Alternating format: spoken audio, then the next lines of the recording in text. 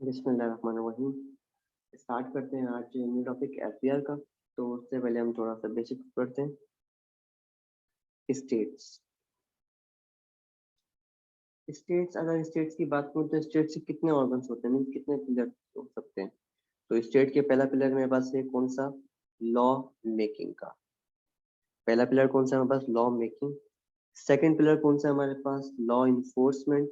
Law enforcement. तीसरा pillar कौन सा है हमारे पास, लॉ इंटरप्रिटेशन। इंटरप्रिटेशन। तो स्टेट्स के कितने पिलर्स हैं हमारे पास, स्टेट्स के 3 पिलर्स हैं। स्टेट्स के कितने पिलर्स हैं, 3 पिलर्स हैं। कौन कौन से, लॉ मेकिंग, लॉ इन्फोर्समेंट और लॉ इंटरप्रिटेशन। अगर मैं लॉ मेकिंग की बात करूं तो लॉ मेकिंग हमें पता है कौन करता है, लॉ मेकिंग करता है पार्लियामेंट।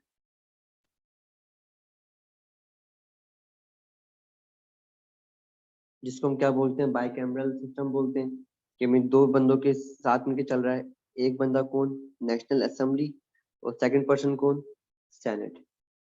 तो लॉ मेकिंग कौन करता है, पार्लियामेंट करता है, नेशनल असेंबली और सेनेट साथ मिलके। पार्लियामेंट में 2 बंदे हैं, नेशनल असेंबली और सेनेट, इसको हम क्या बोलते हैं, बाइकैमरल बोलते हैं। ये भी पूछ सकते हैं हमसे। फिर उसके बाद लेट्स से इसको इन्फोर्स कौन करवाता है, लॉ बना दिया पार्लियामेंट ने, अब इन्फोर्स कौन करवाएगा, इन्फोर्स करवाएगा एग्जीक्यूटिव। लॉ को इन्फोर्स करवाया एग्जीक्यूटिव ने, इसको आम अल्फाज में बोलते हैं गवर्नमेंट। अब लॉ में किया पार्लियामेंट ने, इन्फोर्स करवाया गवर्नमेंट ने। अब कुछ ऐसी चीजें आ सकती हैं जहाँ पे डिस्प्यूट हो, कि एक सामने वाला बंदा कुछ और बोल रहा है, मैं कुछ और बोल रहा हूँ। तो यहाँ पे डिस्प्यूट के लिए क्या करना पड़ेगा, लाजमी सी बात है कि हमें चाहिए कि इंटरप्रिटेशन। जो पास्ट एक्सपीरियंस वगैरह में हो चुके हैं वो नॉर्मल बात है, आप वहां से देख लो। लेकिन कोई ऐसी चीज है जहाँ पे आप कुछ और बोल रहे हो, सामने वाला कुछ और बोल रहा है, तो उसके लिए क्या करेंगे, लॉ इंटरप्रिटेशन के लिए कौन आना चाहिए, लॉ इंटरप्रिटेशन आती है जुडिशरी। वो क्या करके देगी, आपको लॉ इंटरप्रेट करके देगी, इंटरप्रेट करके देगी। उसके बाद क्या बात करते हैं, अगर लेट्स से मैं लॉ इन्फोर्समेंट की बात करूँ, सिंपल लॉ मेकिंग किया पार्लियामेंट ने, गवर्नमेंट ने क्या करा, इन्फोर्स करवाया और इंटरप्रेट किया जुडिशरी ने। अब अगर लेट्स से गवर्नमेंट की बात करें तो फेडरल गवर्नमेंट की अगर बात करूं मैं, फेडरल गवर्नमेंट के अंदर बात करूं तो कौन से बंदे आते हैं हमारे पास 2 बंदे आएंगे, एक प्राइम मिनिस्टर प्लस मिनिस्टर्स। तो 2 बंदे अगर मिलते हैं, अगर ये prime minister plus minister minister, तो इसको मिलके क्या बनती है मेरे पास, ये बनता है कैबिनेट। अगर प्राइम मिनिस्टर और मिनिस्टर्स मिले तो क्या बनती है, कैबिनेट बनती है। तो फेडरल गवर्नमेंट 2 बंदे आएंगे, प्राइम मिनिस्टर और मिनिस्टर्स, उसको क्या नाम देंगे, कैबिनेट देंगे। अब मिनिस्टर्स में हमारे पास एक मिनिस्टर आता है, इसको हम नाम देंगे फाइनेंस मिनिस्टर।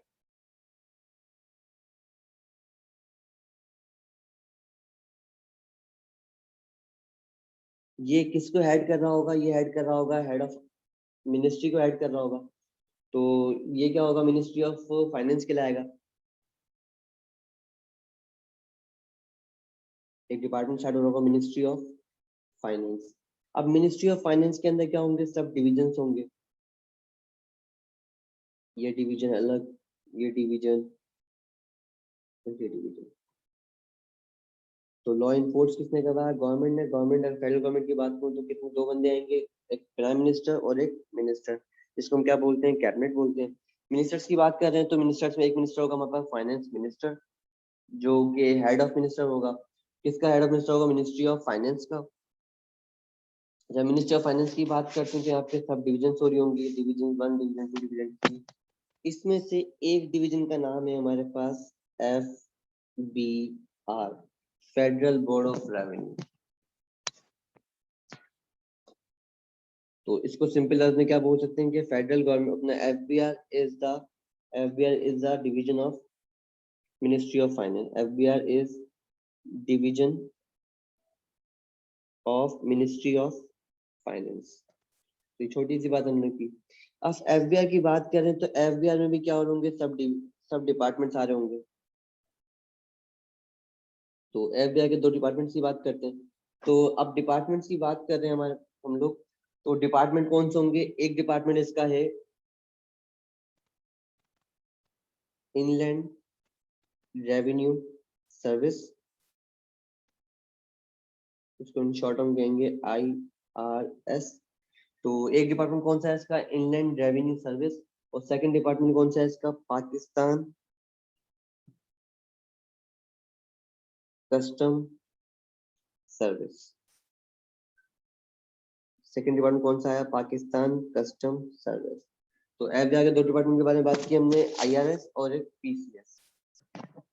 अच्छा, ये IRS जो है, इनलैंड रेवेन्यू सर्विस जो है, ये डील करता है किसको, इनकम टैक्स को। ये डील करता है सेल्स टैक्स को। ये डील करता है फेडरल एक्साइज ड्यूटी को।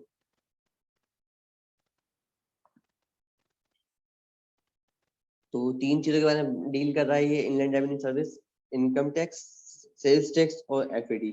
अच्छा, अगर इनलैंड रेवेन्यू सर्विस का अगर पुराना नाम देखें, अगर हम लोग इसका ओल्ड नेम अगर देखें, ओल्ड नेम कब 2009 के अंदर चेंज हुआ इसका नाम। पहले इसका नाम क्या था, इनकम टैक्स ग्रुप। इसका पुराना नाम क्या था इनलैंड रेवेन्यू सर्विस का, इनकम टैक्स ग्रुप, कब 2009 के अंदर। तो तीन डिपार्टमेंट पढ़े हम लोगों ने इनलैंड रेवेन्यू सर्विस के अंदर। ये डील कर रहा हो किसके साथ, इनकम टैक्स के साथ, सेल्स टैक्स के साथ और FAD के साथ। यहाँ तक बात क्लियर है।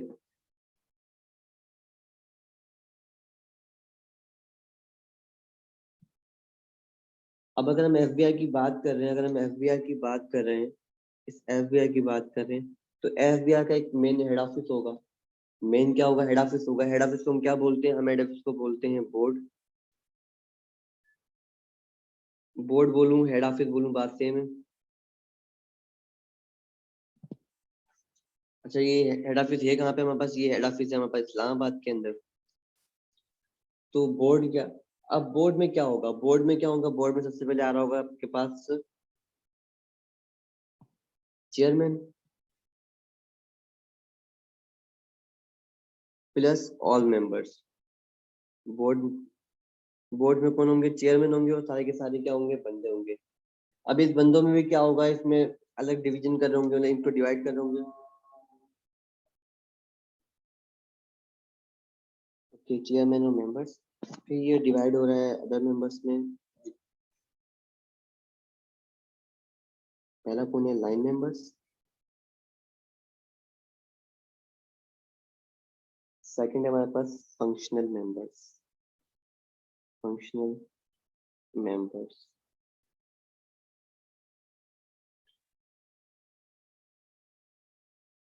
तो बोर्ड के अंदर कौन है, बोर्ड है कहाँ पे, इस्लामाबाद के अंदर, इसको हेड ऑफिस बोलते हैं। चेयरमैन, ये कंप्राइज किसके साथ हो रहा है, chairman plus members.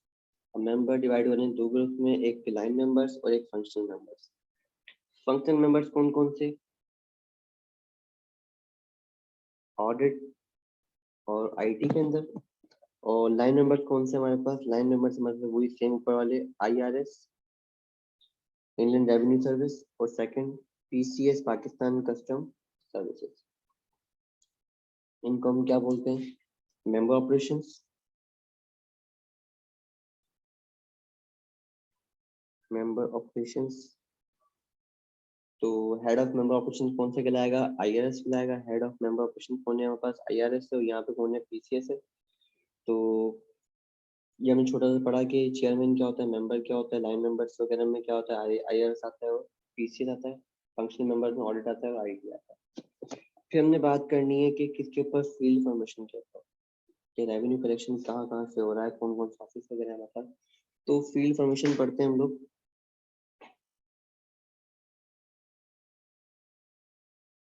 Field formation, तो फील्ड फॉर्मेशन सबसे पहले हम आते हैं किसके ऊपर, रीजनल, जो नॉर्मल तरीके से टैक्स कलेक्ट कर रहे हैं नॉर्मल लोग हैं हमारे पास, रीजनल टैक्स ऑफिस, उनके लिए ऑफिस बनाया गया है। इसको नाम क्या दिया है, रीजनल टैक्स ऑफिस। इनको इन शॉर्ट क्या बोलेंगे हम लोग, RTO। RTO ये बड़े बड़े शहरों में होता है नॉर्मली। और अगर लेट से कोई ज्यादा बड़ा शहर है तो उसके अंदर दो दो भी हो सकते हैं, तीन भी हो सकते हैं। जैसे कराची के अंदर 3 RTO है। अगर लाहौर की बात करूँ तो लाहौर में 3 RTO है। तो ये बड़े शहर हैं तो बड़े शहर के हिसाब से हो सकता है। उसके बाद रीजनल टैक्स ऑफिस आया हमारे पास। अब कुछ मेंबर्स ऐसे हो सकते हैं, लेट्स से कि टैक्स पेयर एक कॉन्सेप्ट है हमारे पास 80-20 का, एक कॉन्सेप्ट है हमारे पास किसका 80-20, कि हमारे पास जो 20% जो हमारे पास टैक्स पेयर्स हैं वो पे करते हैं 80% ऑफ टैक्स। मीन्स हमारे मुल्क का जो टैक्स आ रहा है वो 20% से हमारा 80% टैक्स हम क्या कर रहे हैं, कलेक्ट कर रहे हैं। तो मीन्स उनको थोड़ी सी तो इज्जत देनी पड़ेगी हमें। तो उनके लिए हमने क्या करा है, उन्होंने उनके लिए हमने एक और ऑफिस बनाया है, इसका नाम नाम क्या देंगे इसका, large tax payer office. Large tax payer office, large tax payer office, in short क्या बोलेंगे इसको, LTO। हमने दो नाम पढ़े फील्ड फॉर्मेशन के अंदर, रीजनल टैक्स ऑफिस जो नॉर्मल के लिए हमने बनाया RTO रीजनल टैक्स ऑफिस, एक लार्ज टैक्स पेयर्स के लिए बनाया, इसका नाम क्या था, large tax payer office LTO। ये पूछ सकता है फुल फॉर्म अगर आपको से। फिर अब आए लेट्स से क्या चीज कंपनीज के लिए, तो कंपनीज के लिए क्या नाम दिया उसको, कॉर्पोरेट, जो डील करेगा सिर्फ और सिर्फ कंपनीज के टैक्सेशन को, कॉर्पोरेट टैक्स ऑफिस। इसका नाम क्या दिया, CTO। तो तीन फॉर्मेशन पढ़ी हम लोगों ने, रीजनल टैक्स ऑफिस RTO और लार्ज टैक्स पेयर ऑफिस। ये भी कहा पे, ये लार्ज टैक्स पेयर ऑफिस बड़े बड़े शहरों में होता है, लाहौर में भी है, कराची में भी है। इसके अलावा कॉर्पोरेट टैक्स ऑफिस ये भी लाहौर में भी है, कराची में भी है। फिर अब एक बंदा आया, ये चीज बीच में डिलीट हो गई थी लेकिन दोबारा से आ गई है हमारे पास, तो इसको पढ़ते थे। तो रीजनल टैक्स ऑफिस पढ़ा हम लोगों ने लार्ज टैक्स में। मीन लेट से ये 10 रुपए की चीज क्या कर रहा है, टैक्सेबल कर रहा है, ये 100 वाले कस्टमर्स को टैक्स कर रहा है। लेकिन जो बीच में 50 वाला टैक्स वाला आ रहा है बंदा, वो कहाँ जाए। तो उसके लिए एक और ऑफिस बनाया, इसको नाम क्या दिया उन्होंने, medium tax payer office. Medium tax payer office, उसको हमने नाम क्या दिया, MTO। तो चार फॉर्मेशन है हमारे पास, क्या, RTO regional tax office, LTO large tax payer office, और कॉर्पोरेट टैक्स ऑफिस CTO, और मीडियम टैक्स ऑफिस MTO। फिर हम आगे आते हैं अगर, तो क्या करना है हम लोगों को,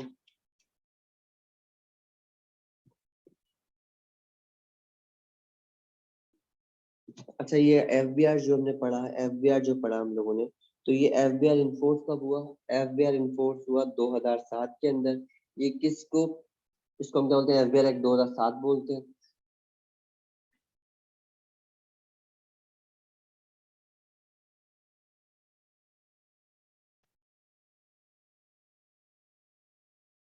ये 2007 बोलते हैं। अच्छा ये किसके रिप्लेसमेंट में आया है,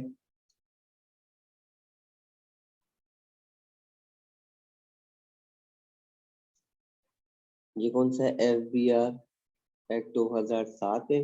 ये किसके रिप्लेसमेंट में आया है, किसके रिप्लेसमेंट में आया, ये आया है central board of revenue act दो एक्ट 1924 की रिप्लेसमेंट में आया है, क्या, FBR 2007।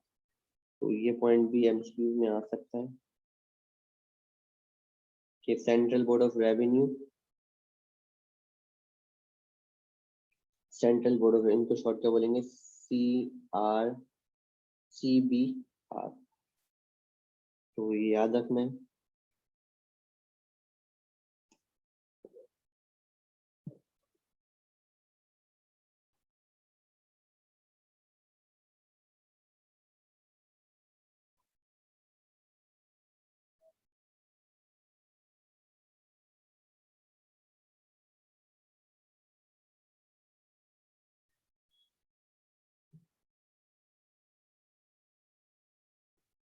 एक CBR होता है हमारे पास, और एक हमारे पास होता है, एक सेकंड, CRP, CPR। इसकी फुल फॉर्म अलग है और CBR की फुल फॉर्म अलग है, तो ये थोड़ा सा ख्याल रखना है इसको। इसको हम कहते हैं क्या चीज, इसको हम कहते हैं कंप्यूटराइज्ड पेमेंट एंड रिसिप्ट, ऐसी की फुल फॉर्म क्या है हमारे पास, एंड नहीं है इसमें, कंप्यूटराइज पेमेंट एंड रिसिप्ट। ये प्रोजेक्ट स्टार्ट हुआ था सीपीआर का, तो ये तो ध्यान रखना, ये चीज अलग है बिल्कुल।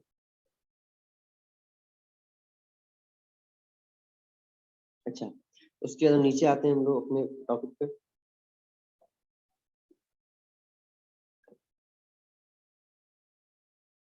फिर हमने स्टार्ट किया था क्या चीज, इनकम टैक्स ऑर्डिनेंस से स्टार्ट किया था हम लोगों ने स्टार्ट किया, थोड़ा सा इसको बीच में रोक रहा हूँ मैं। तो एक बात और बतानी है कि अगर लेट्स सपोज हमने क्या स्टार्ट किया था, हमने स्टार्ट किया था income tax ordinance, income tax ordinance, income tax ordinance.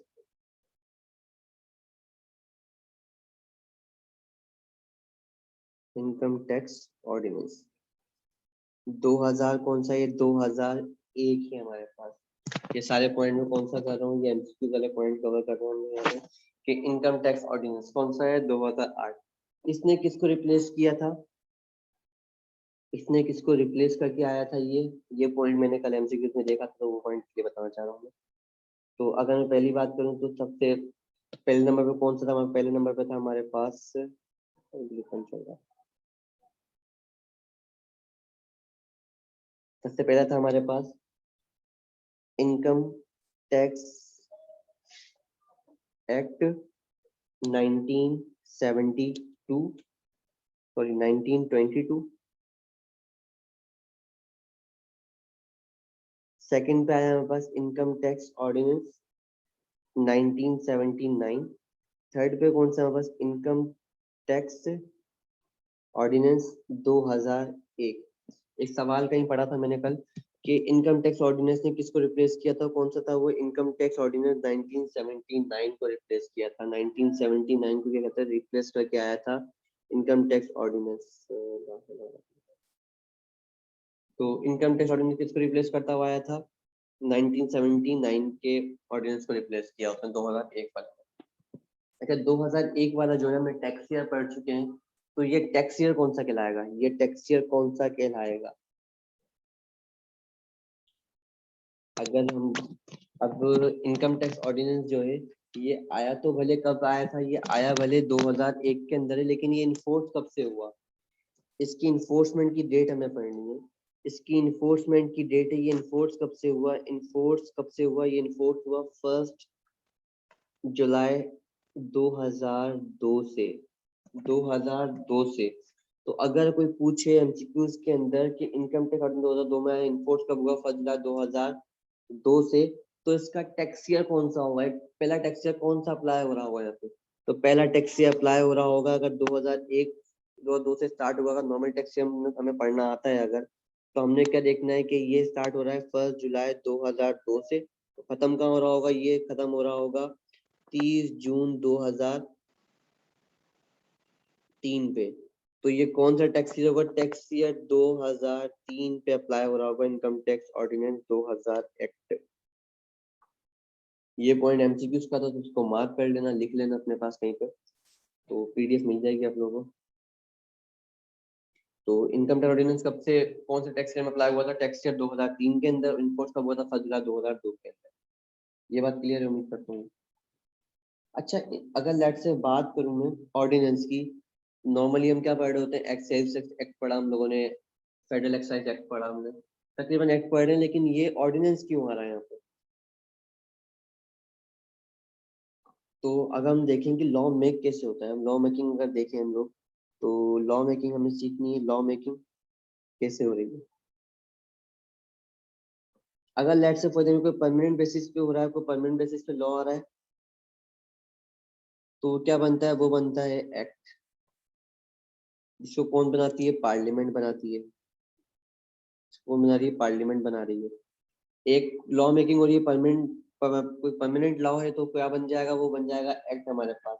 लेकिन अगर फॉर एग्जाम्पल कोई टेम्परेरी है, अगर कोई टेम्परेरी लॉ बन रहा है, कोई टेम्परेरी लॉ बन रहा है, तो किस, in case of emergency, in case of emergency, तो वो क्या कहलाएगा, वो कहलाएगा ऑर्डिनेंस, वो क्या कहलाएगा, ऑर्डिनेंस।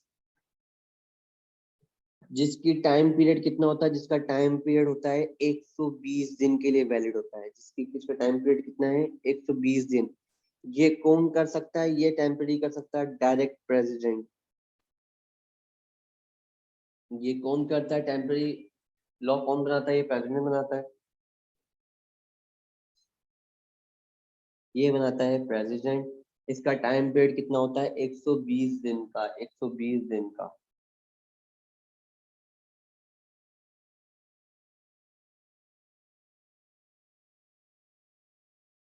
अब ये 120 दिन वाली बात जो आ रही है हमारे पास, ये थोड़ी तंग कर रही है कि यार इनकम टैक्स ऑर्डिनेंस जो है ये तो क्या 120 दिन से अभी पूरे नहीं हुए क्या 120 दिन।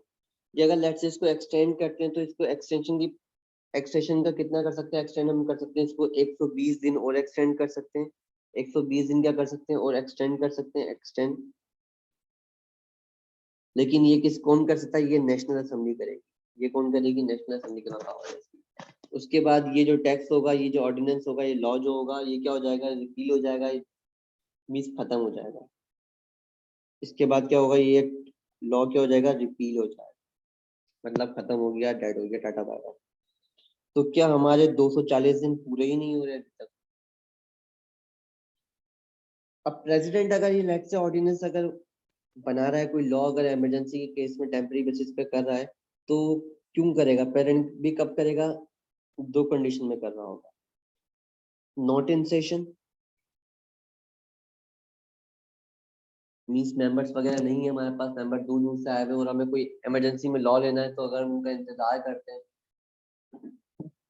अगर हम उनका इंतजार करते हैं तो टाइम ज्यादा लग जाएगा। तो पार्लियामेंट, तो प्रेसिडेंट के पास खुद पावर है कि क्या कर दे, वो लॉ पास करे टेम्परेरी बेसिस पे, जिसको हम टेम्परेरी लॉ बोलते हैं, ऑर्डिनेंस बोलते हैं।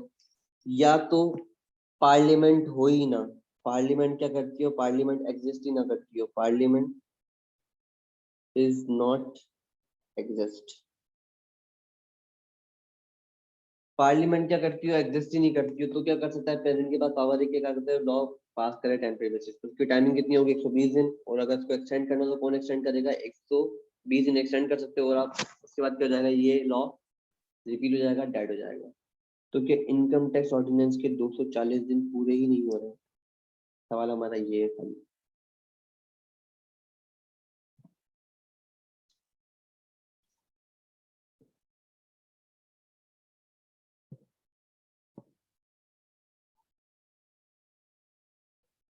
तो ये आप 2 मिनट के लिए सोच सकते हो, या तो मैं गलत बोल रहा हूँ, या तो ये लॉ गलत बोल रहा है।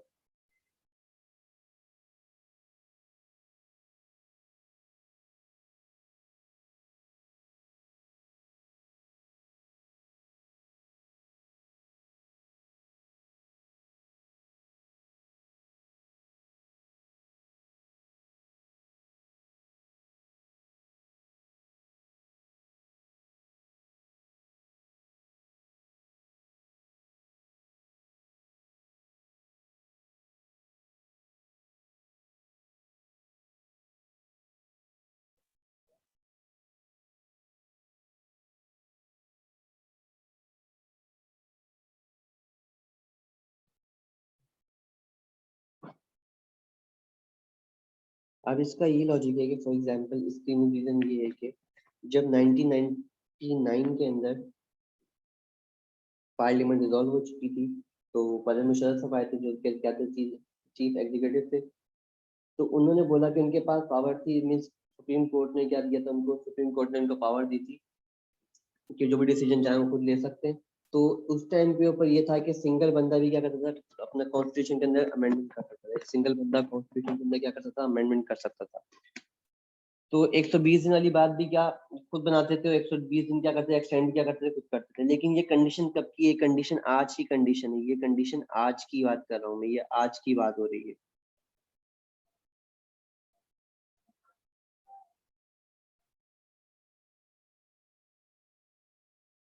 तो ये सारी बातें कब की हैं, आज की बात है।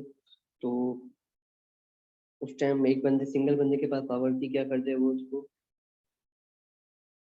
चेंज करता रहे, एक्सटेंड करता रहे। तो बार बार पीएम जो थे हमारे परमेश्वर साहब, वो क्या करते बार बार साइन कर करके तंग आ चुके थे। तो उन्होंने क्या करा, उन्होंने ऑर्डिनेंस को अमेंडमेंट की पावर भी थी, सुप्रीम कोर्ट ने पावर दी थी कि सिंगल बंदा भी अमेंडमेंट कर सकता है कॉन्स्टिट्यूशन के अंदर, और ये कॉन्स्टिट्यूशन के अंदर। तो उन्होंने एक लाइन ऐड करी, एक पैराग्राफ ऐड किया, एक आर्टिकल ऐड किया वैलिडेशन ऑफ लॉज के नाम से, वैलिडेशन ऑफ लॉज के नाम से, कि जो भी लॉज मैंने बनाए हैं 1999, 2000 और 2001 के अंदर, वो एप्लीकेबल रहेंगे ओवर द पीरियड। मीन जो उन्होंने लॉ बना दिया वो एप्लीकेबल है आज तक, और इसको बाद की हुकूमत ने भी क्या करा, इसको बाद की गवर्नमेंट ने भी एक्सेप्ट किया। तो इसकी वजह से जो इसके बीच में जो लॉज वगैरह है वो अभी तक क्या है, वो ऑर्डिनेंस ही है, वो अभी तक चेंज नहीं हुए, लेकिन उसको आज भी हम क्या, मतलब इसको हम एक्ट मान सकते हैं, क्योंकि आज के लिहाज से भी क्या ये एप्लीकेबल है। लेकिन इस वजह से हम क्या करते हैं, इसका नाम में क्या आता है, ऑर्डिनेंस आता है, ना कि एक्ट यूज कर रहे होते हैं। ये छोटी सी कहानी थी हमारे पास ये। इंशाल्लाह नेक्स्ट क्लास में आगे फर्दर करते हैं।